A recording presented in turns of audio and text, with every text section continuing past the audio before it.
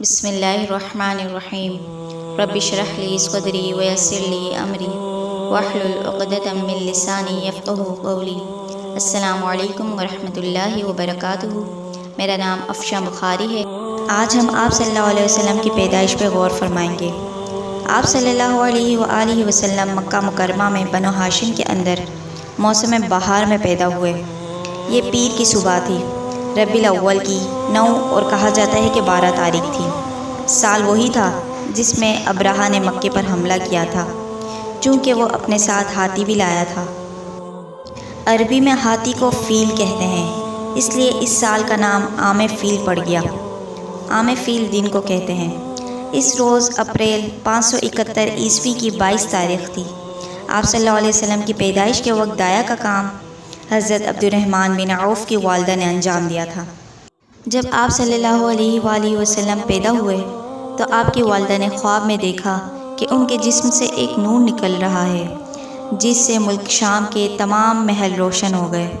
پھر والدہ نے عبد المطلب کو آپ کی پیدائش کی خوشخبری بھجوائی، اپنے خاوند کو تشریف لائے اور آپ کو خانہ کعبہ میں لے جا کر اللہ تعالیٰ سے دعا کی اور اللہ تعالیٰ کا شکر ادا کیا۔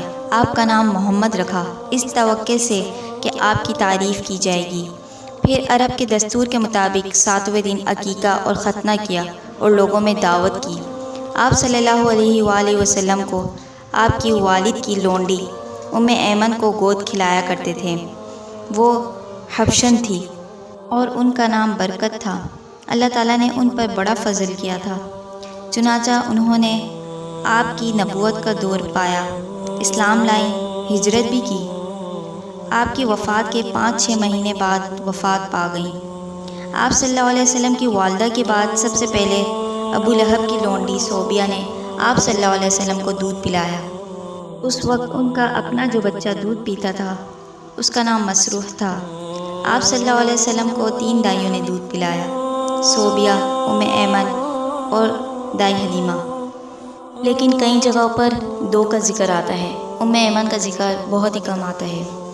عرب کے شہری باشندوں کا دستور تھا کہ وہ اپنے بچوں کو شہری بیماریوں سے بچانے کے لیے انہیں دودھ پلانے والی عورتوں کے حوالے کر دیا کرتے تھے، تاکہ ان کے پٹھے مضبوط اور ان کی عربی زیادہ خالص اور ٹھوس ہو جائے۔ اسی دستور کے مطابق عبد المطلب کو بھی دودھ پلانے والی دایا کی تلاش تھی۔ ادھر بنو سعد بن بکر کی کچھ عورتیں اسی غرض سے مکہ آئی تھیں اور ان کے روبرو آپ صلی اللہ علیہ وآلہ وسلم کو بھی پیش کیا گیا، مگر جب انہیں معلوم ہوتا کہ آپ صلی اللہ علیہ وسلم یتیم ہیں اور آپ کو لینے سے انکار کر دیتی۔ ایک خاتون حلیمہ بنت ابی ذؤیب کو کوئی بچہ نہ ملا، لہٰذا انہوں نے مجبوری میں آپ صلی اللہ علیہ وسلم کو لے لیا، مگر جب لے لیا تو ان پر خوش قسمتی کا ایسا دروازہ کھلا کہ دنیا حیرت زدہ رہ گئی۔ حضرت حلیمہ کے والد ابو ذؤیب کا نام عبداللہ بن حارث تھا اور آپ صلی اللہ علیہ وآلہ وسلم کے رضائی نانا ہوئے۔ جب تک آپ صلی اللہ علیہ وسلم حلیمہ کے گھر موجود رہے، ان کا گھر برکتوں سے مالا مال رہا۔ حلیمہ کا بیان ہے کہ وہ جب مکہ آئی تھی تو قحط سالی کا دور تھا۔ ان کے پاس ایک گدھی تھی جو اس قدر کمزور اور دبلی تھی کہ پورے قافلے میں سب سے سست چال چلتی تھی۔ ایک اونٹنی بھی تھی، مگر وہ ایک قطرہ دودھ نہ دیتی تھی۔ حلیمہ کا اپنا بچہ بھوک کی بے قراری سے پوری رات بلکتا اور چیختا رہتا، نہ خود سوتا تھا اور نہ ماں کو سونے دیتا تھا۔ مگر جب وہ آپ صلی اللہ علیہ وسلم کو لے کر اپنے ڈیرے میں آئیں تو گود میں رکھا تو سینہ دودھ سے بھر گیا۔ آپ نے سیر ہو کر دودھ پیا اور آپ کے ساتھ حلیمہ کے بچے نے بھی، اور دونوں بچے آرام سے سو گئے۔ ادھر شوہر اٹھ کر اونٹنی کے پاس گئے تو کیا دیکھتے ہیں کہ اونٹنی نے اس قدر دودھ دیا ہے کہ دودھ دھوا۔ پھر دونوں نے خوب سیر ہو کر دودھ پیا اور نہایت پرسکون رات گزر گئی۔ مکہ سے واپسی کے دوران میں حضرت حلیمہ اسی خستہ حال گدھی پر سوار ہوئی جو بالکل سست تھی اور کمزور بھی، اور اپنے ساتھ آپ کو بھی لے کے گئیں۔ مگر اب وہ گدھی اس قدر تیز چلی کہ پورے قافلے کو کاٹ کر آگے نکل گئی اور کوئی گدھا اس کے ساتھ نہ پکڑ سکا۔ حضرت حلیمہ کا وطن سب سے زیادہ قحط زدہ پر تھا۔ یوں اس خاندان کو مسلسل خیر و برکت نصیب ہوتی رہی، یہاں تک کہ 2 سال گزر گئے۔ اب مدت رضاعت پوری ہو گئی آپ صلی اللہ علیہ وسلم کی۔ حلیمہ نے آپ کا دودھ چھڑا دیا۔